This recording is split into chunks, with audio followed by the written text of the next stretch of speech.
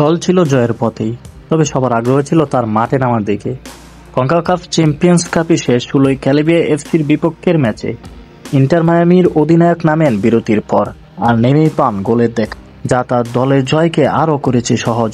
শুক্রবার সকালের ম্যাচের মায়ামি জিতেছে 2-0 গোলে। 2 লেগ মিলিয়ে 4-0 গোলে জিতে শেষ 8-এ পা রেখেছে মেসির দল। দ্বিতীয়ার্ধে বেঞ্চ থেকে নামার সময় মেসি মায়ামির আক্রমণকে শক্তিশালী করেছিলেন।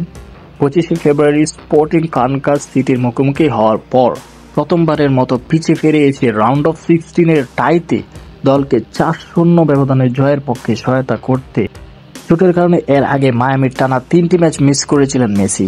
ক্যারিবিয়া ম্যাচের আগে তাই কোচ হাবিয়ার মাস্চেরানো জানান, ভবিষ্যতের আঘাত এড়াতে ওয়ার্কলোড ম্যানেজমেন্টের জন্য আর্জেন্টাইন ফরোয়ার্ডকে বিশ্রাম নেওয়া দরকার। রেকর্ড 8বারের ব্যালন ডি'র জয়ী মেসি এই ম্যাচে নামেন 53 মিনিটে লুইস সুয়ারেজের বদলি হিসেবে। পুরো স্টেডিয়ামে তখন উচ্চারিত হয় মেসির নাম।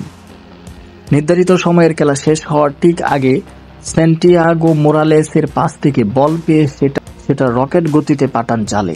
মায়ামি এখন চ্যাম্পিয়ন্স কাপের কোয়ার্টার ফাইনালে এলএফসির মুখোমুখি হওয়ার প্রস্তুতি নেবে, যারা শেষ ষোলোতে হারিয়েছে কলম্বাস ক্রুকে।